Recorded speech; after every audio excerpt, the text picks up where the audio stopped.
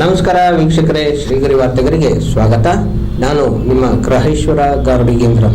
April 17, 2026ರಂದು Ramaswamy ಸರ್ಕಲ್ನಿಂದ ಮಹಿಳೆಯರಿಂದ bike rally ಸಭೆಯಲ್ಲಿ 33% ಮಹಿಳಾ ಮೀಸಲಾತಿ ಮಸೂದೆಯನ್ನು ಲೋಕಸಭೆಯಲ್ಲಿ ಮಂಡನೆಯಾದ ಹಿನ್ನೆಲೆಯಲ್ಲಿ ಮಹಿಳಾ ಶಕ್ತಿ ವೇದಿಕೆ ವತಿಯಿಂದ ನಗರದಲ್ಲಿ ಮಹಿಳೆಯರ ಬೈಕ್ ರ್ಯಾಲಿ ನಡೆಯಿತು. ರೇಣುಕಾ ರಾಜು ಹಾಗೂ ಮಹಿಳೆಯರು ಭಾಗಿಯಾಗಿದ್ದರು.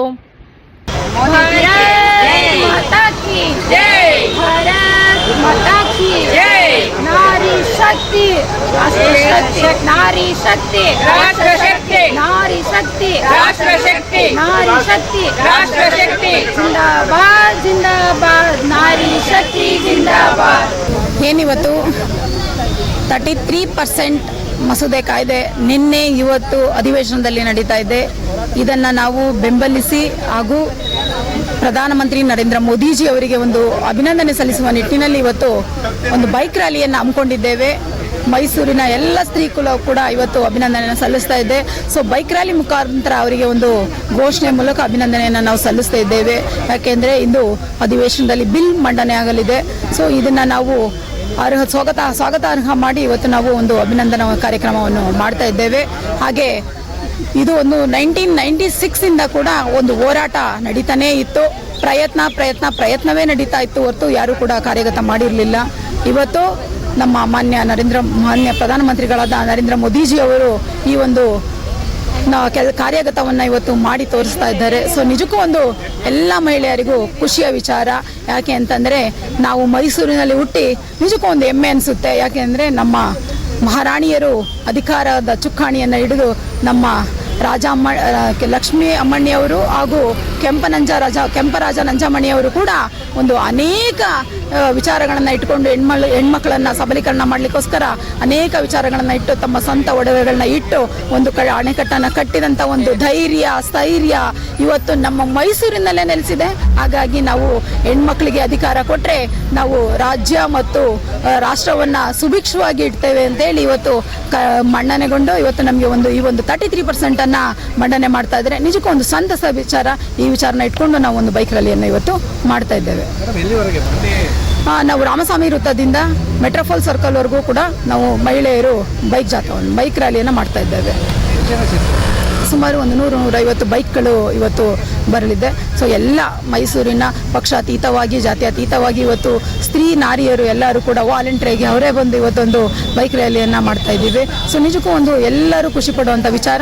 ಈ ಮೂಲಕ ನಾವು ನಮ್ಮ ಎಲ್ಲ ಸ್ತ್ರೀಯರು ಕೂಡ ಮಾನ್ಯ ಪ್ರಧಾನಮಂತ್ರಿಗಳಿಗೆ ನಾವು ಧನ್ಯವಾದಗಳನ್ನು ಅಭಿನಂದನೆಗಳನ್ನ ನಾವು ಸಲ್ಲಿಸ್ತಾ ಇದ್ದೇವೆ. ಸೊ ಇನ್ನೂ ಅನೇಕ ಕಾರ್ಯಕ್ರಮಗಳನ್ನು ನಾವು ಒಂದು ಹಮ್ಮಿಕೊಂಡಿದ್ದೇವೆ. ಟೌನ್ ಹಾಲ್ ಪ್ರೋಗ್ರಾಮ್ ಅಂತೇಳಿ ಒಂದು ನಮ್ಮ ಮೈಸೂರಿನ ಮತ್ತು ಭಾರತದ ಎಲ್ಲ ಮಹಿಳೆಯರು ಯಾರೆಲ್ಲ ಮಹಿಳೆಯರು ಸಾಧನೆಗೈದಿದ್ದಾರೆ ಅವರೆಲ್ಲರೂ ಕೂಡ ಬಂದು ಆ ಜಾಗದಲ್ಲಿ ಅವರಿಗೆ ಅಭಿನಂದನೆಯನ್ನು ಸಲ್ಲಿಸ್ತಾ ಇದ್ದಾರೆ.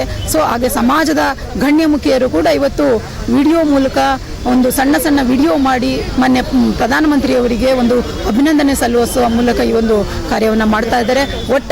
ಒಟ್ಟಾರೆ ಮೈಸೂರಿನ ಎಲ್ಲ ಸ್ತ್ರೀಯರು ಕಳೆದ 96ರಲ್ಲಿ ಇದೊಂದು ಪ್ರಯತ್ನ ನಡೀತಾ ಇರಬೇಕಾದ್ರೆ ಮೈಸೂರಿಂದ ಅದು ಕರ್ನಾಟಕದಿಂದ 1075 ಮಹಿಳೆಯರು ದೆಹಲಿಯ ರಾಮಲೀಲಾ ಮೈದಾನಕ್ಕೆ ಹೋಗಿ ಈ ಒಂದು ಹೋರಾಟನ ಮಾಡಿದ್ರು.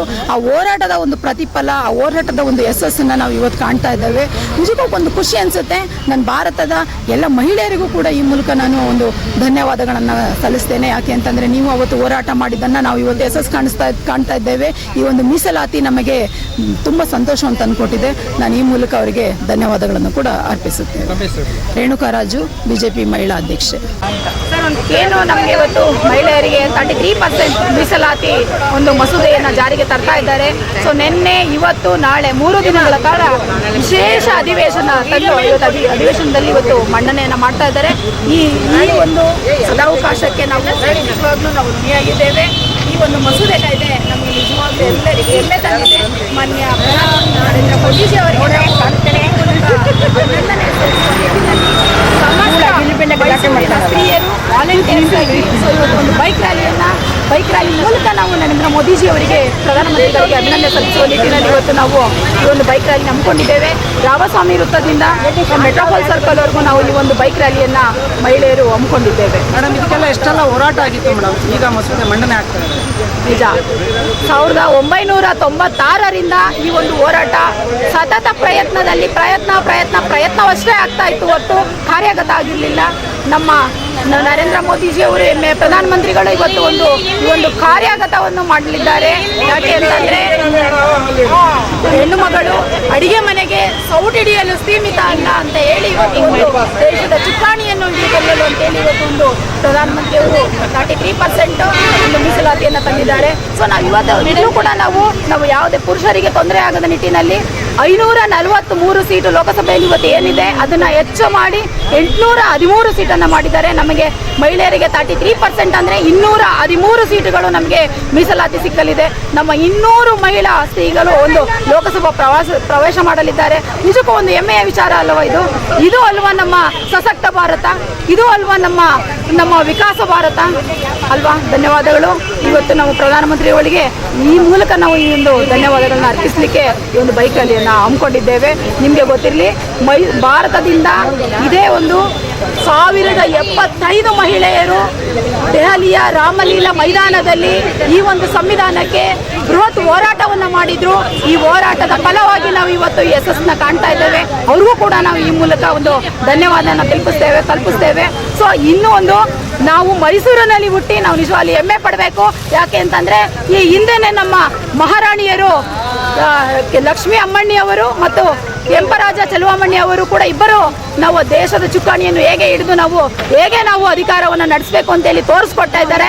ಈ ಒಂದು ನಿಟ್ಟಿನಲ್ಲಿ ನಾವು ಮೈಸೂರಿನ ಮಹಿಳೆಯರು ಕೂಡ ಈ ಒಂದು ಕೆಲಸದಲ್ಲಿ ನಾವು ಕಾರ್ಯಗತ ಆಗ್ತೇವೆ ಅಂತ ಹೇಳಿ ಈ ಮೂಲಕ ನಾವು ನರೇಂದ್ರ ಮೋದಿಜಿ ಅವರಿಗೆ ಧನ್ಯವಾದಗಳನ್ನ ತಿಳಿಸಲಿಕ್ಕೆ ಇಚ್ಛೆಪಡ್ತೀವಿ. ಮತ್ತೆ ಮುಂದಿನ ವಾರ್ತೆಗರಿಯಲ್ಲಿ ಭೇಟಿಯಾಗೋಣ. ಶ್ರೀಗರಿ, ನಿಮ್ಮ ಮನದಾಳದ ಗರಿ. ನಮಸ್ಕಾರ.